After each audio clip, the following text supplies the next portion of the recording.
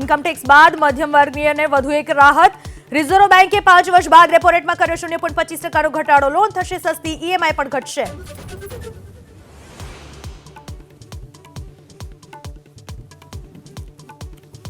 રાજ્યમાં મીઠાના વેપારીઓ આવકવેરા વિભાગનો સપાટો।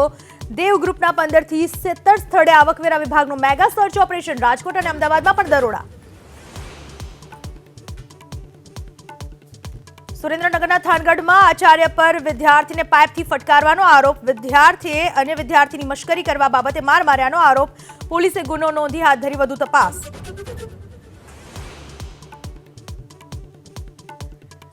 શિવસેના ઉદ્ધવ ઠાકરે જૂથને લાગી શકે છે મોટો ઝટકો। 6 સાંસદ શિંદે જૂથના સંપર્કમાં હોવાનો સૂત્રોનો દાવો।